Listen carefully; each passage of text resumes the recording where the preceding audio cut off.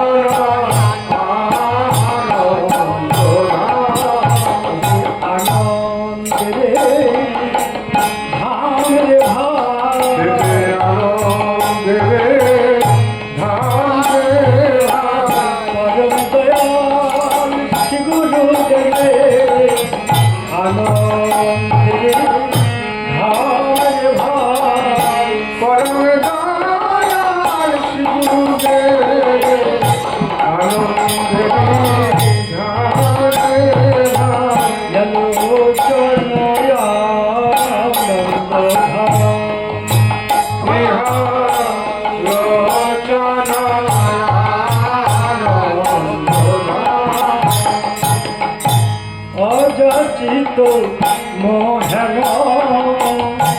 পতি হে জপ আরাজিত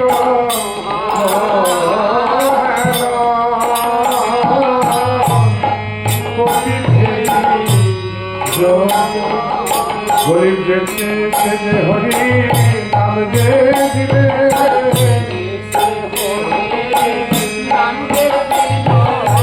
বলি করম দয়া শ্রী গুরুদেব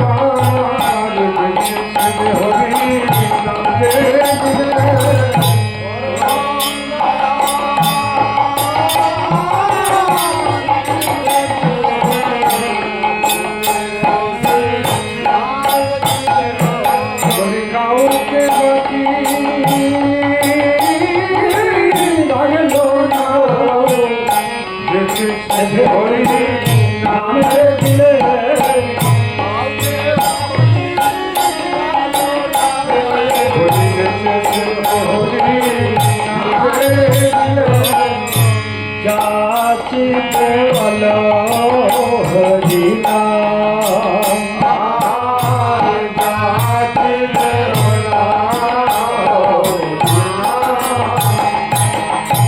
দুর্গমতি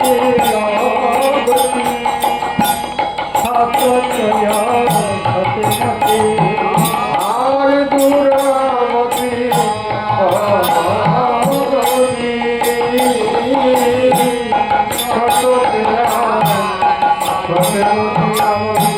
নাহি সুকৃতে লাবলে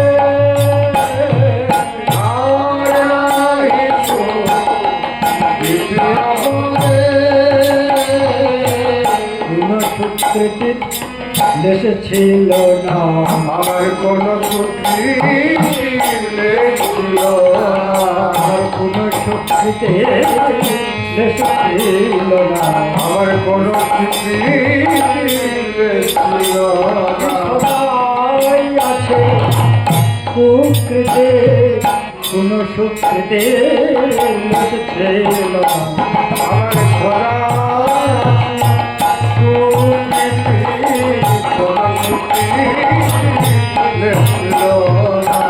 পরিপূর্ণ দুর্বাসনায় ভরা দেহ কোন সুকৃতে ছিল না পরিপূর্ণ দেহ কোন সুকৃতে ছিল নাই সুকৃতে না বলে নাই আমলে মধুরসী বৃন্দাবন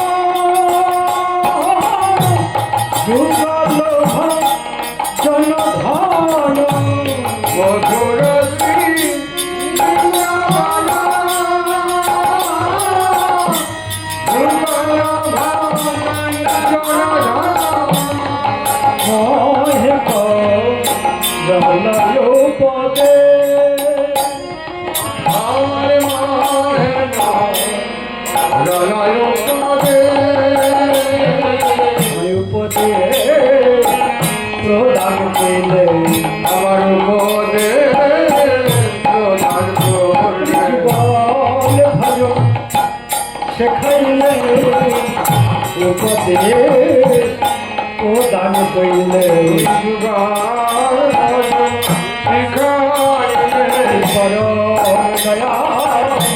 শিগুরে পদে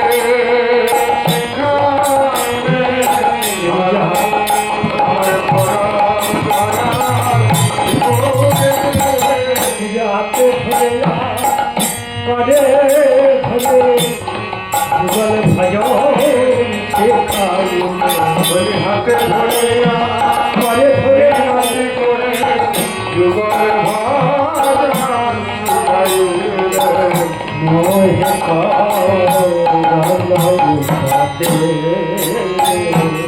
আর মোহে রলয় নিদমলা গৌর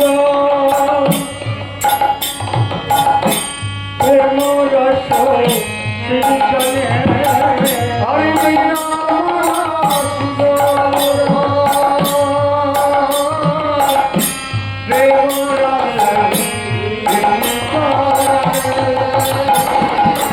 পূজল ভগবানয়া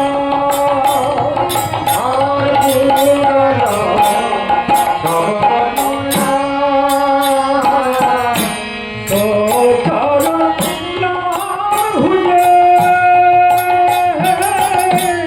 রতি নাহি হলো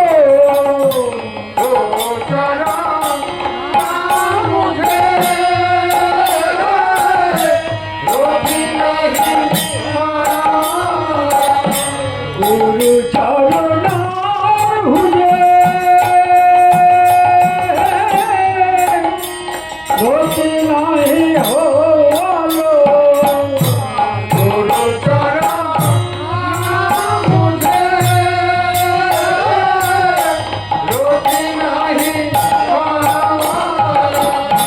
রত রতি নবরা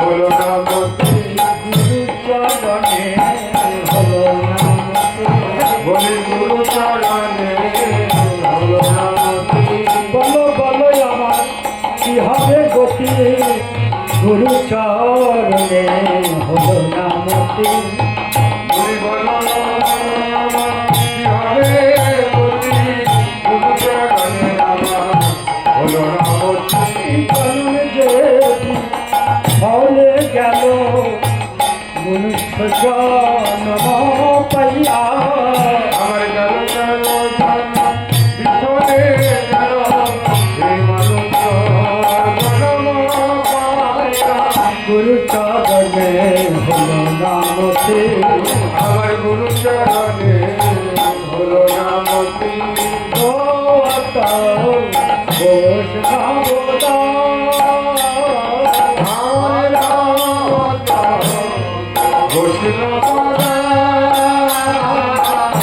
জয় জয় গুরুদেব জয় গুরুদেব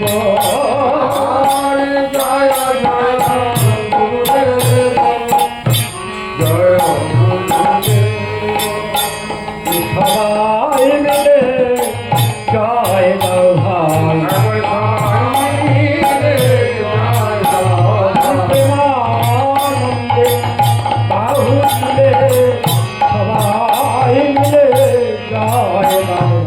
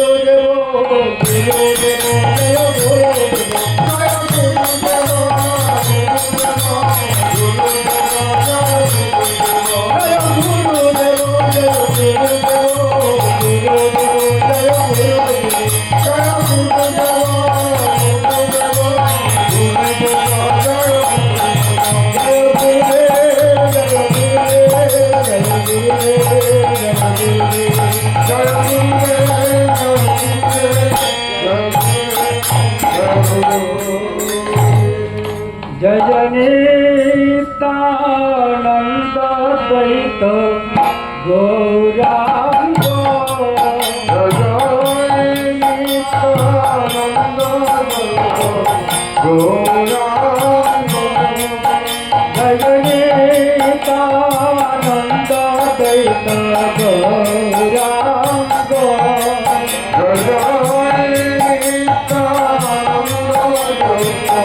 গৌরাঙ্গ নিতাই গৌরাঙ্গ নিতাই গৌরাঙ্গ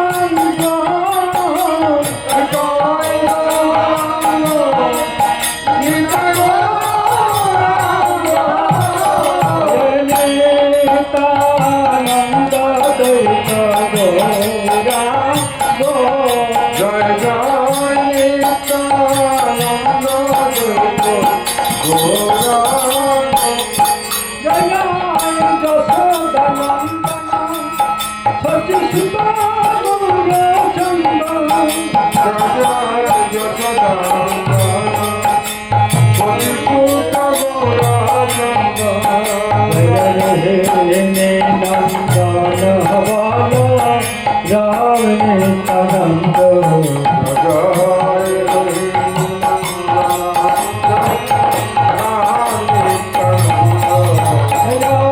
মহাবিষ্ণু অবতার শ্রী অদ্বৈত চন্দ্র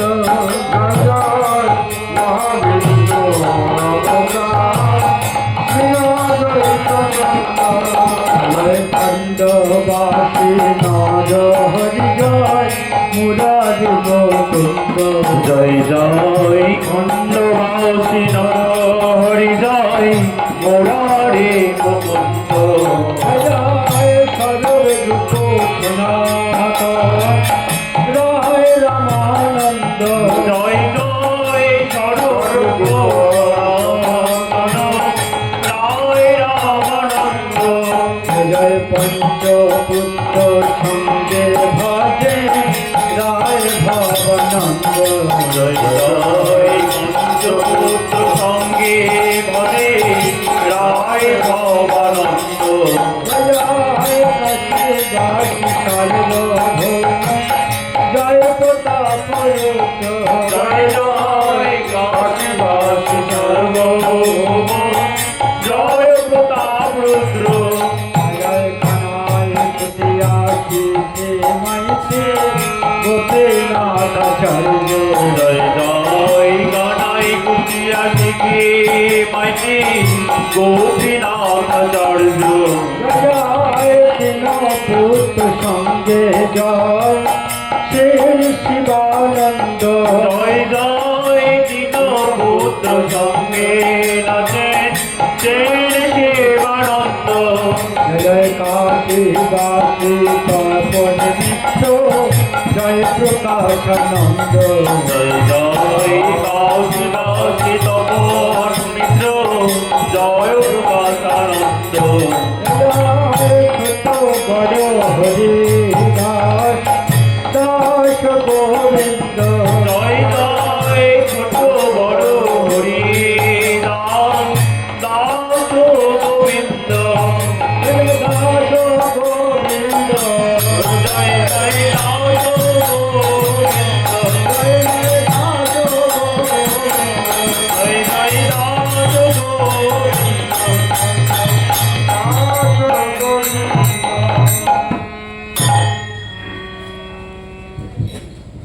দ্বাদশ গোপাল আদি 64 মহান্ত জয় দাদু গোপাল আদি 64 মহন্ত জয় গিরিপুরী ভারতী পুরী মাধবেন্দ্র জয় জয় গিরিপুরী ভারতী আদি পুরী মাধবেন্দ্র জয় বসুদেব ঘোষ আদি বসু রামানন্দ ঘোষ আদি ঘোষ রামানন্দ জয় বসু দজন্ম ভাপ্রাণ গঙ্গ বিরাচন্দ্র জয় জয় বসু দাদন প্রাণ গঙ্গবীর চন্দ্র জগদ্বৈত সীতাতজ শ্রী অচ্যুতানন্দ জয় জয় শ্রী অদ্বৈত শ্রীতাত্মজ শ্রী অচ্যুতানন্দ জয় ধরো ঠাকুর জয় ধরণ দত্ত জয় জয় কালিদাস গুরু ঠাকুর জয় ধরণ দত্ত জয় জয় পুণ্য জীব বিদ্যানিধি জয় বক্রেশ্বর পণ্ডিত জয় জয় পুণ্ডরিক বিদ্যানিধি জয় বক্রেশ্বর পণ্ডিত জয় জয় রাঘব পণ্ডিত গদাধর দাস ভগবত আচার্য জয় জয় রাম পণ্ডিত দাস হরদাস ভগবত আচার্য জয় অভিরাম গৌরী দাস নন্দন আচার্য জয় জয় অভিরাম গৌরী দাস নন্দনাচার্য জয় জয় পরমেশ্বর দাস পুরী গোসাই জয় জগদানন্দ জয় জয় পরমেশ্বর দাস পুরী গোসাই জয় জগদানন্দ জয় ভোগাই মাধাই কপাল গোপাল জয় দেবানন্দ জয় জয় জয় মাথায় জপাল গোপাল জয় দেবানন্দ জয় ভুবার বসি জয় কোনা জয় শ্যামানন্দ জয় জয় ভগবত ত্রিলোকনাথ জয় দেবানন্দ জয় শ্রীনিবাস নরোত্তম প্রাণ রামচন্দ্র জয় জয় শ্রীনিবাস নরোত্তম প্রাণ রামচন্দ্র জয় জয় হইয়া গৌরিয়া গৌর ভগত বৃন্দ জয় জয় উড়িয়া গৌরিয়া বাসী গৌর ভক্তবৃন্দ সিনার হইয়া সিনার হবে যত প্রভুর অন্তরঙ্গ জয় জয় হইয়া শ্রীনার হবে নিযত মহা প্রভুর অন্তরঙ্গ তোমরা হবে নিলে করো দয়া আমি অতি মন্দ তোমরা সবে মিলে করো দয়া আমি অতি মন্দ আমার কাপড়ে উঠে নাচে ভুটা ভজা শ্রীকৃষ্ণ চৈতন্য আমার কাপে ফুটে নাকি গুজাই ভজাও শ্রীকৃষ্ণ চৈতন্য আমার দিশে দিশে হিয়ায় যাওয়া শ্রী গৌর গৌরাঙ্গ জয় জয় নিশি দিশি হিয়ায় জগাও শ্রী গৌরাঙ্গ যেন সংকীর্তনে গাইতে পারবেন হরি তাই গৌরাঙ্গ যেন সংকীর্তনে গাইতে পারি হারি তাই গৌরাঙ্গ তাই যেন হরি তাই গৌরাঙ্গ তাই যেন হারি তাই গৌরাঙ্গ তাই যেন হরি তাই গৌরাঙ্গ তাই যেন হারি তাই গৌরাঙ্গ তাই গায়ে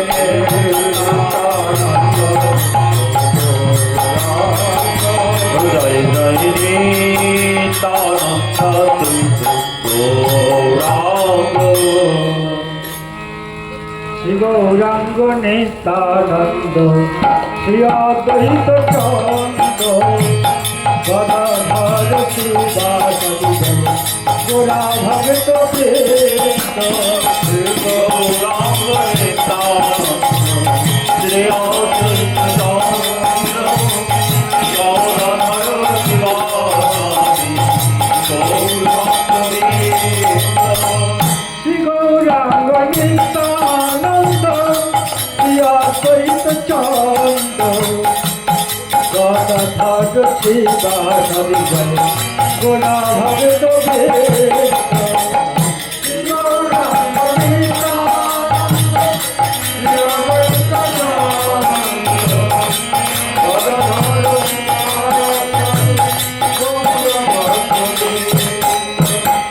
শ্রীকৃষ্ণ চৈতন্য প্রভু প্রভু নিত্যানন্দ হরে কৃষ্ণ হরে রাম শ্রী রাধে গোবিন্দ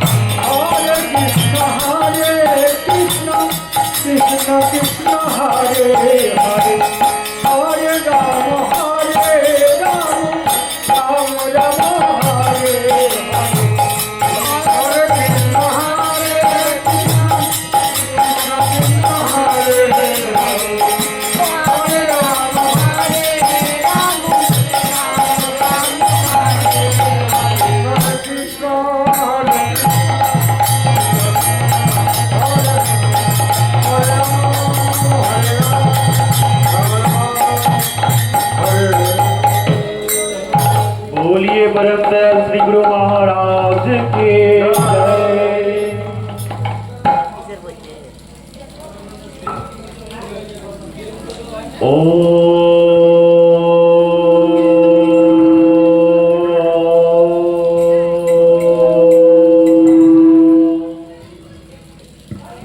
যস্য প্রসাদ ভগবৎ প্রসাদ যস্যা প্রসাদান্ন গতিগতোপি ধ্যায়ং স্তুবং তস্য যস্য শ্রীসংঘং বন্দে গুরু শ্রী চরণারবিন্দম আজানুলম্বিত ভুজ কনকাবদাত সংকীর্তনৈক পিতর কমলায়তাক্ষ বিশ্বম্ভর দ্বিজবর যুগধর্মপাল বন্দে জগৎ প্রিয় করু করুণায় অবতার নমস্তে কাল সত্তায় জগন্নাথ সুতায় চ সভৃতায় সপুত্রায় সকলোত্রায় তে নমঃ জন্মদস্য যতন্নয় দিতরত চার্থে সভিজ্ঞ ষড়াট তেনে ব্রহ্ম হৃদয়াদিকো বয়ে ময়্যন্তি সুরয় তেজো বাড়ি মৃদং যথা বিনিময় যত্র ত্রিসর্গ নিশা ধামনা স্নেন সদা নিরস্ত কুহকং সত্যং পরম ধীমহি কস্তুরী তিলকং ললাট পটলে বক্ষস্থলে কৌস্তুভং নাসাগ্রীবর মৌক্তিকং করতলে বেণু করে কঙ্কণং সর্বাঙ্গে হরিচন্দনং সললিতং কণ্ঠে চমুক্তাবলী গোপস্ত্রী পরিবেষ্টিত বিজয়তে গোপাল চূড়ামণি ফুল্লেন্দি বড় কান্তি বিন্দু বদনম বরহাবতং সপ্রিয়ং শ্রীবৎ শাঙ্কমুদার কৌস্তুভধরং পীতাম্বরং সুন্দরং গোপীনাং নয়নোৎপলার্চিত তনুং গোপসংঘাবৃতং গোবিন্দং কলবেনুবাদনপরং দিব্যাঙ্গভূষং ভজে বরহাপীরাভিরামং মৃগমদতিলকং কুণ্ডলাক্রান্তগণ্ডং কঞ্জাক্ষং কম্বকণ্ঠং স্মিতসুভগমুখং স্বাধারেণ স্তবেনং শ্যামং শান্তং ত্রিভঙ্গং রবিকরবসনং ভূষিতং বৈজয়ন্তাং বন্দে বৃন্দাবনস্থং যুবতী শতবৃতং ব্রহ্মগোপালবেশম বংশী বিভূষিত করান্নবনিরদাহৎ পীতাম্বরৌ দরুণ বিম্ব ফলাধরৌষ্ঠাৎ পূর্ণেন্দু সুন্দর মুখাদরবিন্দ নেত্রাৎ কৃষ্ণাৎ পরং কিমপি তত্ত্বমহং ন জানে কৃষ্ণায় বাসুদেবায় হরয়ে পরমাত্মনে প্রণত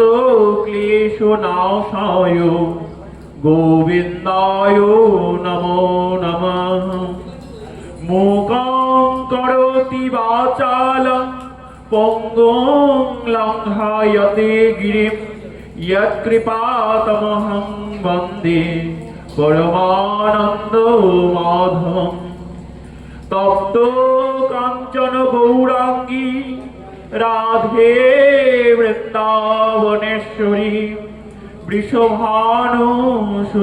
देवी त्वं प्रणमामि हरिप्रिये त्वमादिदेवं करुणानिधानं त्वमालवर्णं सुहितावतारम् अपार संसार समुद्र सेतुं भजामहे श्रीभागवतो स्वरूपं नारायणं नमस्कृत्य नरं चैव नरोत्तमं देवीं सरस्वतीं व्यासं ततो जयो मुदीरये तुलसी काननं यत्र पद्मवनानि च पुराणो पठनं यत्र तत्र सन्निहितो हरिः तत्रैव गंगा जमुना च सिन्धु गोदावरी तत्र सरस्वती च सर्वाणि तीर्थानि वसन्ति तत्र यत्राच्युतदारो कथा प्रसंग वृन्दावै तुलसी देव्यै प्रियायै केशवस्य च विष्णुभक्ति प्रदे देवी सत्यवत्यै नमो नमः जं प्रवज्यन्तमनुपेतमपेतकृत्यं द्वैपायन विरह कातर याजुहाव पुत्रेति तन्मया तया तरवहिनेन्दुं त्वं सर्वभूतहृदयं मुनिमानतोऽस्मि यशानुभावोऽखिलश्रुतिसारमेको मद्दत्मदीपमतीति तीर्षतां तमहन्तं संसारिणां करुणाय पुराणगुह्यं त्वं व्याससुनोमुपजामि गुरुन्मुनीनां वञ्चाकल्पतरुभ्यश्च कृपा सिन्धुभ्येव च पतितानां पावनेभ्यो वैष्णवेभ्यो नमो नमः जय रूप सनातन भट्ट रघुनाथ श्रीजीव गोपाल भट्ट दास रघुनाथ এই ছয় গোসাইয়ের করি চরণ বন্দন যাহা হইতে বিঘ্ন নাশ অভীষ্ট পুরাণ দুর্গমে পথিমেন্দস্ব স্খলৎপাদ গতির মোহ স্বকৃপা যষ্টি দানেন সত্য শান্ত অবলম্বনম শ্রী গৌরাঙ্গ নিত্যানন্দ শ্রী অদ্বৈত চন্দ্র গদাধর শ্রীবাসাদি জয় গৌর ভক্ত বৃন্দ শ্রীকৃষ্ণ চৈতন্য প্রভু নিত্যানন্দ হরে কৃষ্ণ হরে রাম শ্রী রাধে গোবিন্দ হরে কৃষ্ণ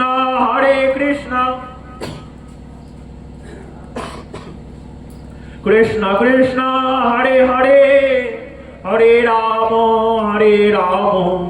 রাম রাম হরে হরে শ্রী গুরু প্রীতি প্রেমানন্দে নিতাই গৌর হরি বল নিতাই গৌর হরি বল জয় জয় নিতাই গৌর হরি হরি বল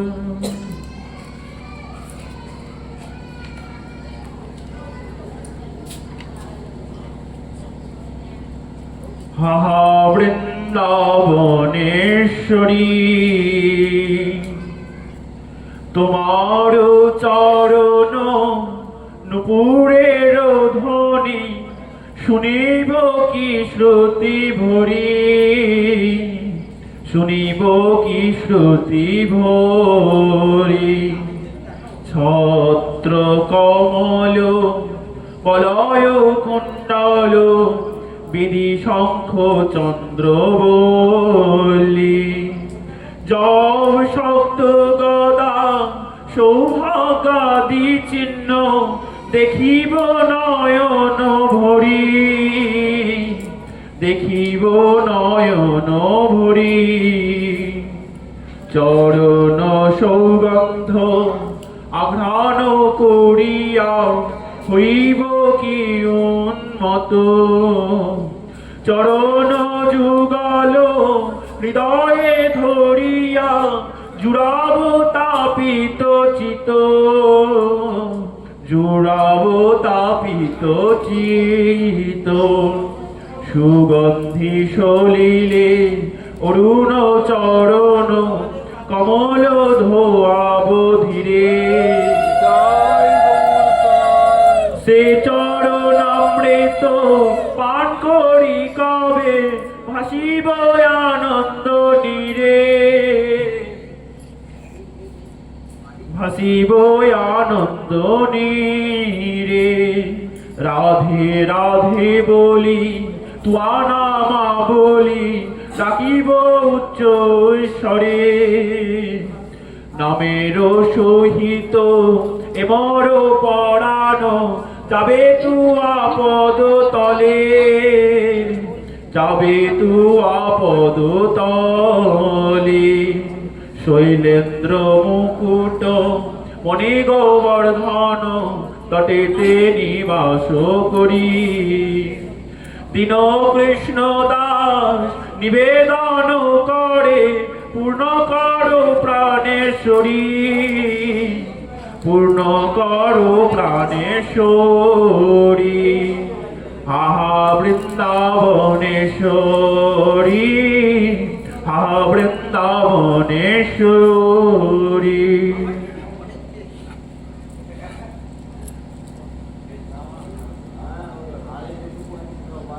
আজ আমরা শ্রী গুরু মহারাজের অশেষ কৃপায়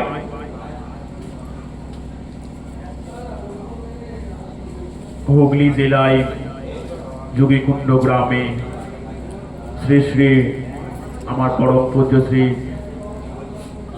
তাওয়াই মশাইয়ের বাসগৃহে আজ আমরা শ্রী সুখদেবের শ্রী বদনে কিছুক্ষণ হরিকথা শ্রবণের সুযোগ আমরা আজ প্রাপ্ত হয়েছি। তো আমরা সেই অভিনব সুযোগকে কাজে না গিয়ে ভগবানের লীলাকথা শ্রবণ করে আমাদের শ্রবণ অঙ্গকে ধন্য করে এই জীবনকে আমরা যেন ভগবানের শ্রী পাদপদ্মে নিবেদন করে যেন চিরকালের মতো আমরা ভগবানের নিত্য ধামে আমরা তার সেবায় যেন নিযুক্ত হতে পারি, সেইভাবেই আমরা আজ কিছুক্ষণ শ্রী সুখদেবের শ্রীমুখে আজ কিছুক্ষণ হরিকথা আমরা শ্রবণ করব। তো আজকে আমরা এখানে দেখব বা শ্রবণ করব শ্রী শ্রী আমাদের যে ভাগবত, যাকে দ্বারা মানে যার দ্বারা এই জগতে প্রচার হয়েছে, অর্থাৎ কে না চক্রবর্তী সম্রাট শ্রী পরীক্ষিত মহারাজের চরিত্র কথা। তো তার চরিত্র কথা শুরু করার আগে সৌনকজি সুত গোস্বামী পাদকে প্রশ্ন করছেন যে সুখদেব কেন পরীক্ষিত মহারাজকেই আমাদের এই ভাগবত কথা শোনালেন, বা পরীক্ষিত মহারাজের দ্বারাই কেন এই জগতের মধ্যে প্রচার করলেন এই ভাগবতী কথা। তখন সৌনক মুনির প্রশ্নে সুত গোস্বামী উত্তর দিয়ে আজকের এই লীলা কথা শ্রী পরীক্ষিত মহারাজের চরিত্র কথা শোনাচ্ছেন।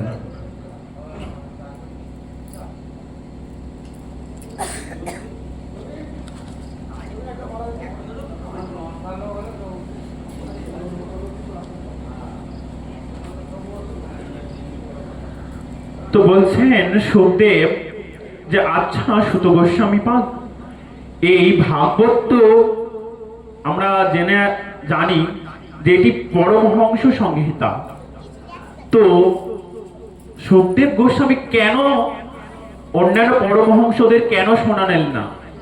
এই ভাগবত যেহেতু পরমহংসদের ধারা অনুযায়ী পরস্পর পরমহংসদেরই শোনানো হচ্ছে, তো সেখানে সুখদেব গোস্বামী কেন পরমহংসদের না শুনিয়ে পরীক্ষিত মহারাজকে শোনাচ্ছেন? তখন বলছেন, তার চরিত্র কথা তিনি শুরু করলেন।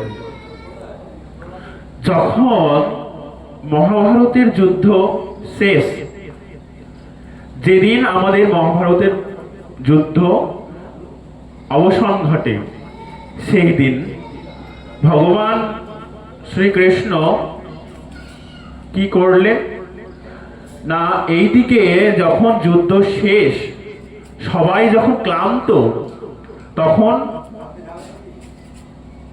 রাতের বেলা যখন পঞ্চপাণ্ডব তাদের নিজ নিজ শিবিরে শয়ন করতে যাচ্ছেন, তখনই ভগবান ভবিষ্যৎ, যেহেতু ভগবান তো সমস্ত লীলা কথা বা লীলা বা কি হবে ভবিষ্যতে প্রত্যেক বিষয় জ্ঞাত ভগবানের, সেহেতু ভগবান তাদের পঞ্চপাণ্ডবকে পেছন থেকে ডেকে বলছেন, আরে শোনো শোনো পাণ্ডবগণ, আজ তো আমরা যুদ্ধতে জয়ী হয়েছি, আজ মহাভারতের যুদ্ধ শেষ, আজ আমরা যুদ্ধে জয়ী হয়েছি, তো আজ আমরা এই রাত্রে উৎসব করব, তোমরা ঘুমিও না, আজ আমরা উৎসব করব।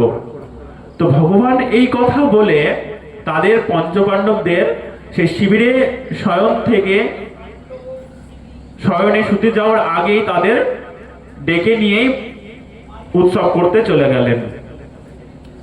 এবার কি হয়েছে না, ওই পঞ্চপাণ্ডবের পঞ্চপুত্র নিজ নিজ পিতার বিছানায় গিয়ে শুয়ে পড়েছে। এইদিকে কি হয়েছে, যুদ্ধের শেষ দিনে দুর্যোধনের একটা অভিশাপ ছিল যে হর্ষ বিষাদে, তার যখন হর্ষ বিষাদ মনের বৃত্তিটা যখন এইরকম আসবে, তখনই সে এই দেহ পরিত্যাগ করতে পারবে। তো দুর্যোধন তখনও মারা যায়নি, যুদ্ধক্ষেত্রে তখনও মৃত্যু শয্যায় কাতরিত হয়ে ছটফট ছটফট করছেন দুর্যোধন। তো দুর্যোধনের কাছে গুরু পঞ্চপাণ্ডবের গুরু দ্রোণাচার্যের পুত্র অশ্বত্থামা এসে বলছেন, মিত্র, তুমি যদি আমাকে এই যুদ্ধের সেনাপতি করতে, তাহলে তোমার আজ এই অবস্থা হতো না, তোমাকে আজ উরুভঙ্গ অবস্থায় এই রণক্ষেত্রে পড়ে থাকতে হতো না। তো তখন দুর্যোধন তাকে বলছে, অশ্বত্থামাকে বলছে, আরে বন্ধু, যা হবার তো হয়েই গেছে, এখন কি করা যায় সেটা তুমি আমাকে বলো। তখন অশ্বত্থামা দুর্যোধনকে বলছে, বলো তুমি কি চাও, এখন তুমি কি চাইছো সেটা আমাকে বলো। অশ্বত্থামা দুর্যোধনকে জিজ্ঞাসা করছে। দুর্যোধন তখন বলছে, আমি আর কি চাইবো, আমি তো কিছু বুঝতে পারছি না, আমি শুধু দেখছি আমাদের 100 ভ্রাতার মধ্যে একজনও বেঁচে নাই, আর ওই পঞ্চ পাণ্ডবদের পঞ্চ ভ্রাতার মধ্যে একজনেরও কিছু হয়নি। এই বলছেন যে আমাদের 100 পুত্রের মধ্যে 100 ভ্রাতার মধ্যে একজনও বেঁচে নাই, আর ওই পঞ্চ পাণ্ডবের মধ্যে একজনেরও কিছু হয়নি। তো তুমি যদি ওই পঞ্চ পাণ্ডবের একজনকেও তুমি দমন করতে পারো, তাহলে আমি খুশি হব। কেননা একজন দেখবেন ভিতকে ভেঙে ফেললেই কিন্তু বাড়ি আপনা আপনি ভেঙে যাবে। তো বলছে একজনকে তুমি যদি পরাস্ত করতে পারো বা নিধন করতে পারো, তাহলেই আমি খুশি হব। বলছে এ তো সামান্য ব্যাপার বন্ধু। অশ্বত্থামা দুর্যোধনকে বলছে, এ তো সামান্য ব্যাপার, এ তো আমি তোমার জন্য করতেই পারি, এই সামান্য কাজ আমি তোমার জন্য করতেই পারি। তো সেই কথা বলে সেখান থেকে অশ্বত্থামা চলে গেলেন। কোথায় গেলেন না, পঞ্চ পাণ্ডবের শিবিরে। তো সে তো জানছে, অশ্বত্থামা তো জানছে যে পঞ্চ পাণ্ডব তার শিবিরে শয়ন করে আছে, কিন্তু এটা তো জানে না যে ভগবান তাদেরকে ডেকে নিয়ে গিয়ে উৎসব করতে চলে গেছে। উৎসবে যে যুদ্ধে যেহেতু জয়ী হয়েছে, সেই জয়ী হওয়ার কারণে ভগবান পঞ্চপাণ্ডবকে নিয়ে উৎসব করতে চলে গেছেন। এই বিষয়টা তো আর অশ্বত্থামা জানে না। আর এটাও জানে না যে সেই শিবিরে সেই পঞ্চপাণ্ডবের পঞ্চপুত্র এসে তাদের নিজ নিজ পিতার বিছানায় শয়ন করে আছে। তো রাতের অন্ধকারে অশ্বত্থামা কি করলেন না, সেই পঞ্চপাণ্ডবের শিবিরের মধ্যে প্রবেশ করে পঞ্চপাণ্ডবের পুত্রের পাঁচজনের মাথাগুলো কেটে নিলেন, নিঃশব্দে, যেন কেউ না জানতে পারে, গভীর রাত্রে। এবার সে তো আনন্দিত, যা আমি দুর্যোধনের আমার সখার মনোবাসনা পূর্ণ করতে পেরেছি, সে তো খুব আনন্দিত। সেই পঞ্চপাণ্ডবের 5টি মাথা নিয়ে গিয়ে এবার দুর্যোধনের কাছে এসেছেন। বলছে, দেখো দেখো বন্ধু, তুমি তো বলেছিলে একজনকে নিধন করতে, আমি 5 জনকেই নিধন করে ফেলেছি, দেখো দেখো। এবার সেই কথা শুনে তো দুর্যোধনের অতি আনন্দ। কই দেখি দেখি দেখি, তুমি কি নিয়ে এসেছো দেখি, আমাকে ওই ভীমের মাথাটা আমাকে দাও দেখি, ভীমের মাথাটা যে সবচাইতে বড় মাথাটা আছে সেই মাথাটা দাও দেখি। তবে সেই মাথাটা যেই দিয়েছে অশ্বত্থামা দুর্যোধনের হাতে, এবার ভীম তখন দুর্যোধন তখন কি করেছেন, ওই বড় মাথাটাকে যখন হাতের 2 হাত দিয়ে চাপ দিয়েছেন, সহজেই মরমরিয়ে ভেঙে গেল। তো সেটা দেখে তো আশ্চর্য যে ভীম এত শক্তিশালী, তো তার মাথাটা তো এইভাবে গুড়িয়ে যাওয়ার কথা না, আশ্চর্য তো।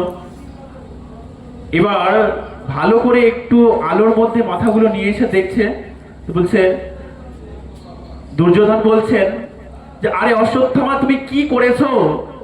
আমাদের বংশের যে তুমি জল দেওয়ারও সন্তান কাউকে রাখোনি, তুমি পঞ্চপাণ্ডবের বদলে পঞ্চপাণ্ডবের পঞ্চপুত্রের শিরচ্ছেদ করে এনেছো।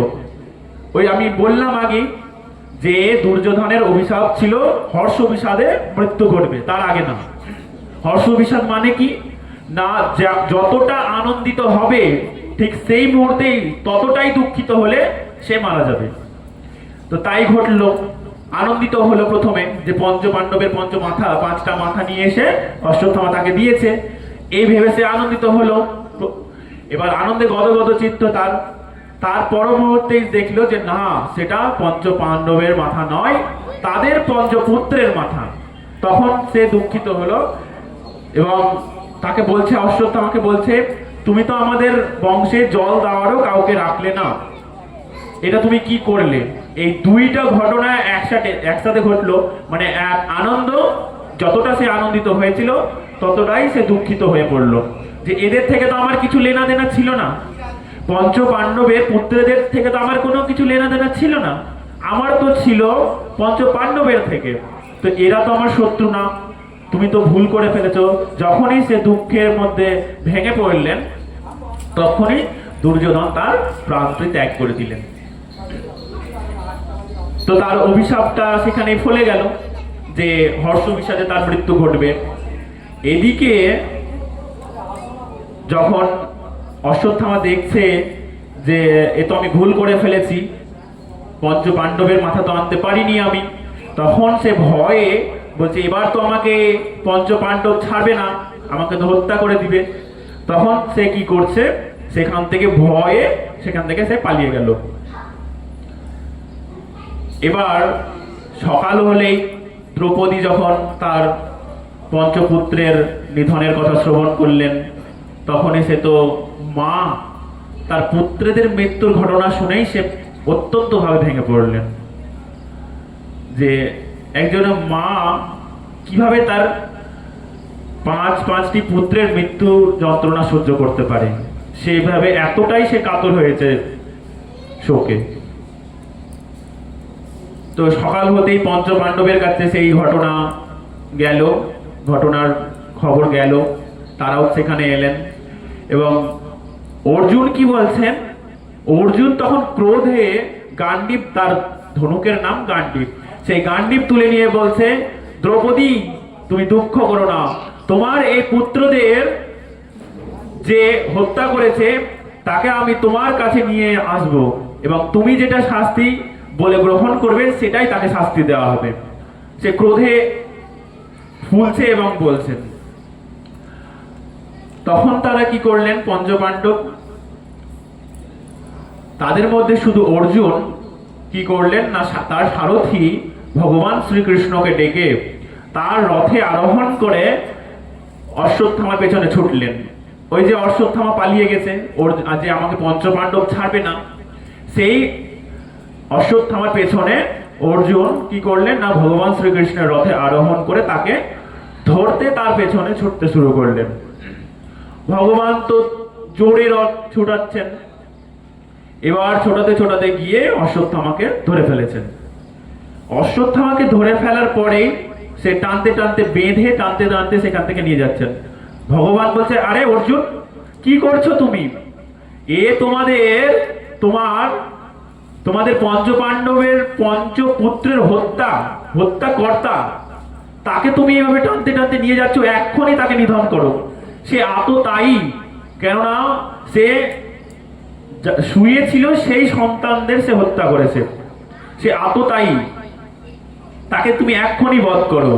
তখন অর্জুন ভগবান শ্রীকৃষ্ণের কাছে হাত জোর করে বলছেন যে, হে সখা, এটা আমি করতে পারবো না, কেন আমি দ্রৌপদীকে কথা দিয়ে এসেছি যে তোমার সামনে আমি তোমার ছেলে সন্তানদের হত্যাকারীকে নিয়ে আসবো, এবং তুমি যা শাস্তি বলে ঘোষণা করবে সেটাই তাকে শাস্তি দেওয়া হবে। তো ভগবান শ্রীকৃষ্ণের কথা অর্জুন শুনলেন না, তাকে বেঁধে সেখান থেকে টানতে টানতে নিয়ে এসে দ্রৌপদীর সামনে ধাক্কা মেরে ফেলে দিলেন। দ্রৌপদীকে বলছেন, দেখো দ্রৌপদী, তোমার পুত্রদের যে হত্যা করেছে তাকে আমি ধরে এনেছি, বলো তুমি কি শাস্তি দেবে।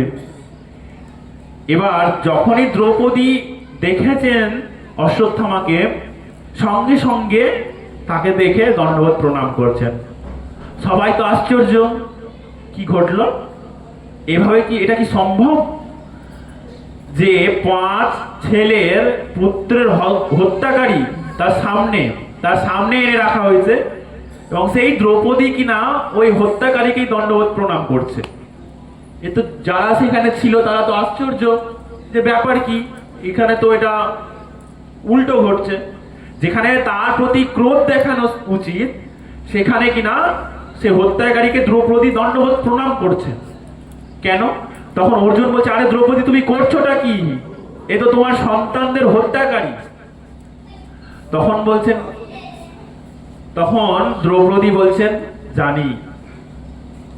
আমি জানি যে সে আমার পুত্রদের হত্যাকারী, কিন্তু সে হত্যাকারী পরে, কিন্তু আগে সে ব্রাহ্মণ, তাও আবার যেমন তেমন ব্রাহ্মণ নয়। তোমাদের গুরু দ্রোণাচার্য তার পুত্র, একে তো ব্রাহ্মণ, তারপরে গুরুপুত্রকে তো আমরা গুরুর আসনেই বসিয়ে আমরা সম্মান করি। তো দেখুন, একটা গায়ও যদি কোনোদিন শান্তশিষ্ট হয়, একটা গাভী, তার যখন সদ্যজাত সন্তান হয়, তার সন্তানকে যখন কেউ একটু বিরক্ত করতে যায়, সেই শান্ত গাভীও কিন্তু তাকে মারার জন্য ছুটতে থাকে, যে সে আমার সন্তানের গায়ে হাত দিয়েছে। হয় কি না? এটা সাধারণ বিষয় হয়। একটা বাচ্চাকে ধরতে গেলে সে যতই শান্ত গরু হোক, কিন্তু বাচ্চাকে হাত দিয়েছে, তখন তাকে কিন্তু মারতে ছুটবে। তো একটা গরুর ক্ষেত্রেও এরকম ঘটে, কিন্তু আমরা এখানে কি দেখছি, উল্টোটা। কেন দ্রৌপদী কেন তার পঞ্চপুত্রের হত্যাকারীকে শাস্তি না দিয়ে তাকে প্রণাম করছে কেন? তো বলছে, দেখো, এটাই ধর্মের মধ্যে যে সঠিক নির্ণয় নিতে পারে সেই আসল বুদ্ধিমান। হ্যাঁ, সে হত্যাকারী, কিন্তু সে ব্রাহ্মণ, তাছাড়াও সে গুরুর পুত্র। তখন বলছেন, মুচ্যতাম, মানে তাকে ছেড়ে দিন। দ্রৌপদী বলছে, তাকে ছেড়ে দিন। তখন সেখানেই ধর্মরাজ যুধিষ্ঠির বলছেন, তিনি তো ধর্মপরায়ণ, ধর্মের বিষয়ে তিনি জ্ঞাত, তিনি তখন বলছেন, দ্রৌপদী ঠিকই বলেছেন, তাকে ছেড়ে দেওয়াই উচিত। কেননা সে হত্যাকারী হতে পারে, কিন্তু আমাদের গুরু পুত্র, তাছাড়াও সে ব্রাহ্মণ, আর শাস্ত্র বলে ব্রাহ্মণকে হত্যা করা যাবে না।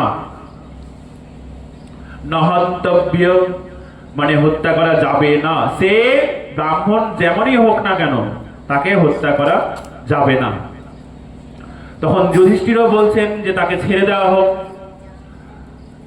তো পাশ থেকে এই ভীম গর্জন করে উঠে বলছেন, গদাকে ঘাড়ে তুলে বলছে, তোমরা যে যাই করো, আমি ছাড়বো না ওকে। আমাদের পঞ্চপুত্রের হত্যাকারী, আমি তাকে যেতে দেব? কখনোই সম্ভব নয়। আমি আমার পঞ্চপুত্রের হত্যাকারীকে ছাড়বো না। তখন অর্জুন দেখলেন যে তার পাশেও একজন হয়েছেন, যে তার পাশ থেকেও কথা বলছেন একজন। তখন অর্জুন বলছেন, ঠিকই বলেছেন দাদা, আমিও ক্ষত্রিয়, আমাদের ক্ষত্রিয় ধর্ম যুদ্ধ করা, আমি তাকে ছেড়ে দেব না।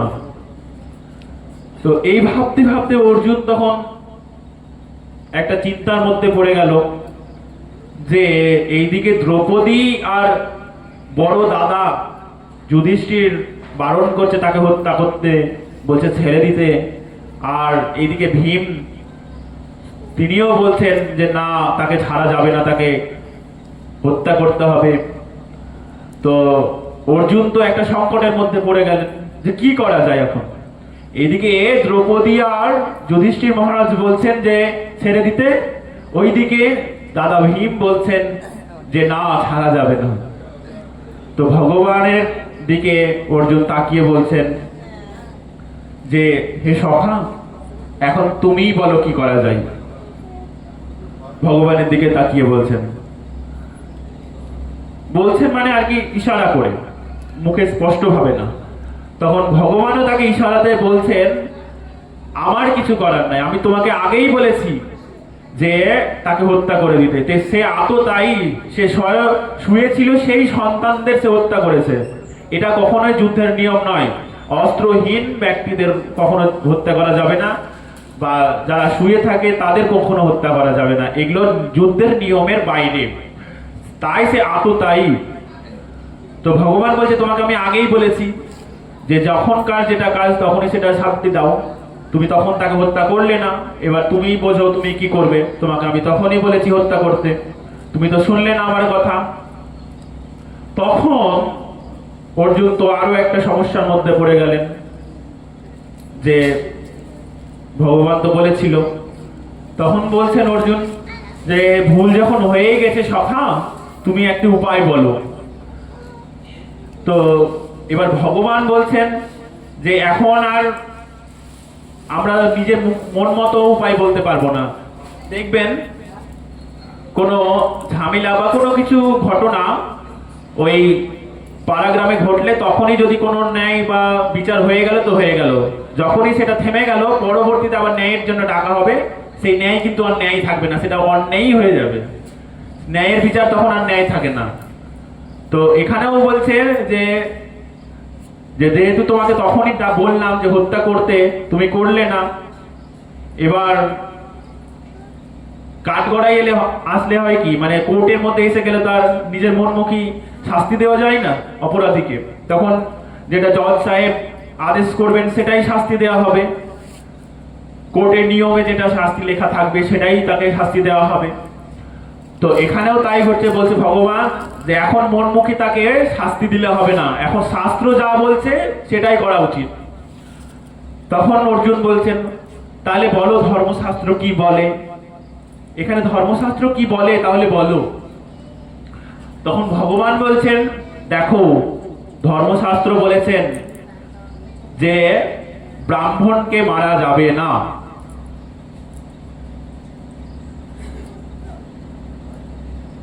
ব্রহ্মবন্ধুর নহন্তব্য, মানে ব্রাহ্মণকে হত্যা করা যাবে না, সে যেমনই ব্রাহ্মণ হোক বা সে যেমনই পাপ কর্ম করুক, তাকে হত্যা করা যাবে না ব্রাহ্মণকে। তো এই কথা শ্রবণ করে তো অর্জুনের মন একেবারেই ভেঙে গেল যে আমি এবার দ্রৌপদীর কাছে কথা দিয়েছি যে তাকে হত্যা করবো তার কাছে নিয়ে এসে, তো সেই এবার কি করা যায়? তা তার মুখটা একদম ভেঙে পড়লো, মন ভেঙে পড়লো, মুখ বিষণ্ণতা। তখন তার বিষণ্ণ মুখ দেখে ভগবান বলছে, আবার শাস্ত্রে এটাও বলেছে যে আততায়ী যেই হোক না কেন তাকে বধ করা যাবে। আততায়ীর কোনো ধর্ম বা জাতি হয় না, আততায়ী যেই হোক তাকে বধ করা যাবে। তো অর্জুন বলছে জয় হোক ন্যায়াধীশ, মানে বলছে জয় হোক জজ সাহেব, ভগবান তুমি যেমন টেরা তোমার কথাও সমস্ত টেরা। আমি কি করে বুঝবো? তুমি বলছো যে ব্রাহ্মণকে হত্যা করা যাবে না, আবার তুমি বলছো যে আততায়ীকে হত্যা করতে হবে, তা আমি কি করে বুঝবো? তুমি যেমন নিজে টেরা, তোমার সমস্ত কথাই টেরা। দেখবেন ভগবানের সমস্ত লীলাই বিচিত্র, সহজ কোনো লীলা নাই, সমস্ত লীলাই বিচিত্র। কিন্তু রামচন্দ্রের সমস্ত বিচার সরল, বা লীলা সমস্ত সরল। সাধারণভাবে দেখতে গেলেও দেখবেন রামচন্দ্র সোজাভাবে দাঁড়িয়ে আছে, আর ভগবান শ্রীকৃষ্ণ টেরা ভাবে দাঁড়িয়ে আছে। সবইতেই টেরা, পা টেরা, কোমর টেরা, ঘাট টেরা, হাত টেরা, সবই টেরা। ওনার বিচারও টেরা, লীলাও টেরা, সবই টেরা, একদম পুরো জিলাপির মতো টেরা সব। এইদিকে রামচন্দ্র ভগবানের দেখবেন সমস্ত কিছু সোজা। তো আমরা একটা কথা বলি বা শুনেছি যে ভগবান শ্রীকৃষ্ণের লীলা অনুসরণ করা উচিত, আর ভগবান রামচন্দ্রের লীলা অনুকরণ করা উচিত। মানে কি?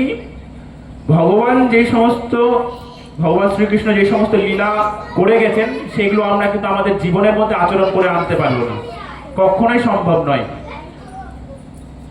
আমরা কেউই গিরিরাজকে বাম হাতের কুড়ে আঙুলে তুলতে পারবো না, বা 16,108 গোপীর সাথেও লীলা করতে পারবো না, বা ভগবানের যত যত অসুর দমন করেছে ভগবান তাদেরকেও আমরা দমন করতে পারবো না। তো ওখানে ওই জন্য বলা হয়েছে ভগবান শ্রীকৃষ্ণের সমস্ত লীলা অনুসরণ করা উচিত, মানে মনের মধ্যে ভগবান শ্রীকৃষ্ণের লীলা কথা স্মরণ করা উচিত, কিন্তু সেগুলো অনুকরণ করা উচিত নয়, কেননা সেগুলো আমরা করতে পারবো না। আর ভগবান রামচন্দ্রের সমস্ত লীলা আমরা অনুকরণ করতে পারবো। ভগবান রামচন্দ্র প্রতিদিন সকালে উঠেই মা বাবাকে প্রণাম করতেন, বা যে সমস্ত লীলা করে গেছেন ভগবান রামচন্দ্র, অর্থাৎ মানে তার সমস্ত লীলাই সহজ সরল, মানে সেগুলো আমরা অনুকরণ করতে পারবো, বা অনুকরণ করা আমাদের উচিত ভগবান রামচন্দ্রের লীলা। তো আবার অর্জুন বলছেন যে দেখো তুমিই বলছো যে ব্রাহ্মণকে হত্যা করা যাবে না, আবার তুমিই বলছো যে আততায়ীকে হত্যা করো, তো আমি কি করে বুঝবো কি করা উচিত? তখন অর্জুন ভাবতে ভাবতে তখন তার মাথায় বুদ্ধিটি এলো। দেখুন, গুরু যেমন তেমন কিন্তু শিষ্য হওয়া চাই। অর্জুনকে তো ভগবান শ্রীকৃষ্ণ গীতার জ্ঞান দিয়েছেন, একদিক থেকে দেখতে গেলে তিনি গুরু, অর্জুনের গুরু। অর্জুন তার ভগবান শ্রীকৃষ্ণের শিষ্য, যেহেতু গীতার জ্ঞান দিয়েছেন। তো যেহেতু জ্ঞান দিয়েছেন বা শিষ্য বলে গ্রহণ করেছেন, সেহেতু তো পরীক্ষা নেওয়া উচিত। এবার পরীক্ষা যেমন ভগবান নিয়েছেন, তেমন শিষ্য, ওই যে বললাম, যেমন গুরুদেব তেমন শিষ্য হওয়া উচিত। যেমন ভগবান তাকে প্রশ্ন করেছেন, তেমন কিন্তু পরীক্ষা নিচ্ছেন ভগবান, তেমন অর্জুনও সেই পরীক্ষায় পাশ হয়ে গেলেন। ঘুরিয়ে পেঁচিয়ে কথা বললেও, ভগবান শ্রীকৃষ্ণ ঘুরিয়ে পেঁচিয়ে কথা বললেও অর্জুন কিন্তু সেই কথাটি ধরতে পেরেছেন যে কি করা উচিত। তখন অর্জুন কি করলেন না, ওই অশ্বত্থামার মাথায় দিব্য মণি ছিল। দিব্য মণি বলতে আমরা সেই ধাতুর বা অষ্টধাতু বা এটা ওটার মণি না, তার মাথায় আমরা যাকে বলি কুঁজ, বা যাতে আমাদের সাধারণ ভাষায় বলা হয় টিউমার, ওই টিউমার টাইপের এই মাথার মধ্যে একটু উঁচু হয়েছিল, সেটা কিন্তু মণির মতন চকচক করত। তো অর্জুন দেখলেন যে একজন কাউকে যে তার গলা কেটেই যে তাকে হত্যা করলে যে হত্যা হয়ে যায় তা কিন্তু নয়।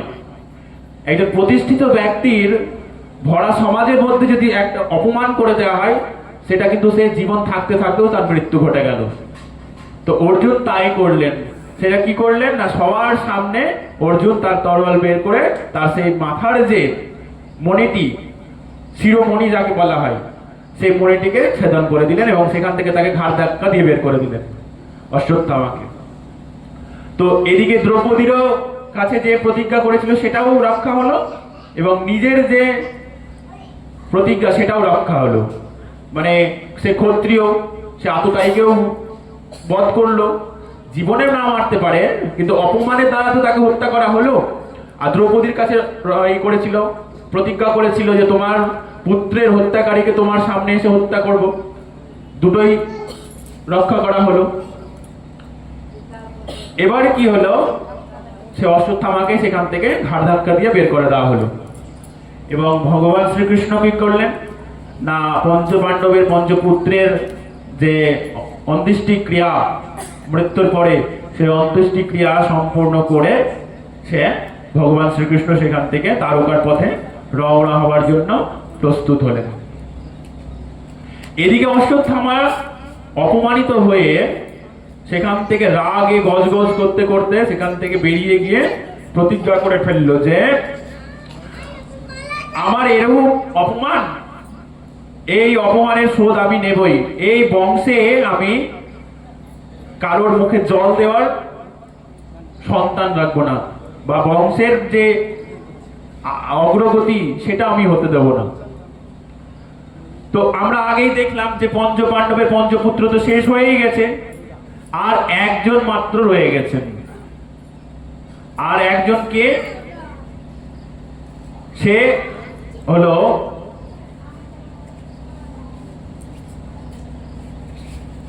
অভিমন্যুর পুত্র এবং উত্তরার সন্তান পরীক্ষিত। পরীক্ষিত তার নাম পরে হলো। তো অশ্বত্থামা কি করলেন, অভিমন্যু কিন্তু আগেই ওই মহাভারতের যুদ্ধে চক্রব্যূহের মধ্যে আটকিয়ে প্রাপ্তি হয়ে গেছিলেন, মানে দেহত্যাগ করেছিলেন, বীর গতি প্রাপ্তি করেছিলেন। তো যেহেতু উত্তরা, আগে তো নিয়ম ছিল যে স্বামীর চিতায় একসাথে সতীদাহ হতো, তো যেহেতু উত্তরা গর্ভবতী ছিল, উত্তরার গর্ভে সন্তান এসেছিল, তাই উত্তরা তখন সতী হননি। তো সেই বিধবা উত্তরা তার শয়ন কক্ষে শয়ন করছিলেন। সেই সময়তেই অশ্বত্থামা রাগে কি করলেন, যেহেতু বলেছেন বা প্রতিজ্ঞা করেছেন যে এই তাদের বংশের মুখে কারোর জল দেওয়ার কারকে রাখবো না, তো কি করলেন অশ্বত্থামা না, তাকে ব্রহ্মাস্ত্র সেই উত্তরার গর্ভকে লক্ষ্য করে ব্রহ্মাস্ত্র নিক্ষেপ করে ফেললেন। তো এইদিকে যখন ভগবান শ্রীকৃষ্ণ আবার তার দ্বারকাপুরীতে ফিরে যাওয়ার জন্য প্রস্তুত নিচ্ছেন বা রথে আরোহণ করছেন, তখন দ্রৌপদী কি করছেন, পাহিমাং কেশব পাহিমাং কেশব পাহিমাং কেশব এই বলতে বলতে ছুটছেন ভগবানের দিকে। ভগবান দেখছেন কে কে এভাবে আমাকে, আমার কাছে পাহিমাং পাহিমাং অর্থাৎ রক্ষা করো, কেশব রক্ষা করো, এভাবে ছুটছে। তখন ভগবান রথে পা দিতে যাবেন, দ্বারকাপুরী ফেরার জন্য রথে পা দিতে যাবেন, তখনই দেখছেন দ্রৌপদী তার দিকে ছুটতে ছুটতে আসছেন, যে রক্ষা করো কেশব, রক্ষা করো, রক্ষা করো, আমায় রক্ষা করো। তখন বলছেন কি হলো, কি হয়েছে, কি দ্রৌপদীকে জিজ্ঞাসা বলছেন। তখন বলছেন কেশব, আমি আমার কিছু হোক বা না হোক, আমার এই পুত্রের, আমার সন্তানের যেন কিছু না হয়, আমার গর্ভে যে সন্তান রয়েছে পাণ্ডবের একমাত্র বংশধর, তার যেন কিছু না হয়। তখন ভগবান বুঝতে পারলেন যে অশ্বত্থামা তার দিকে ব্রহ্মাস্ত্র নিক্ষেপ করেছেন, ব্রহ্মাস্ত্র একদম আলোর জ্যোতিতে ছুটে আসছেন উত্তরার গর্ভের দিকে। ভগবান কি করলেন না, দ্রৌপদীর কথা রক্ষা করার জন্য অঙ্গুষ্ঠ পরিমাণ, মানে এই বুড়ো আঙুলের সমান রূপ ধারণ করে উত্তরার গর্ভে প্রবেশ করলেন। এবার উত্তরার গর্ভে প্রবেশ করে সেই ব্রহ্মাস্ত্রকে দমন করলেন এবং সন্তানকে রক্ষা করলেন।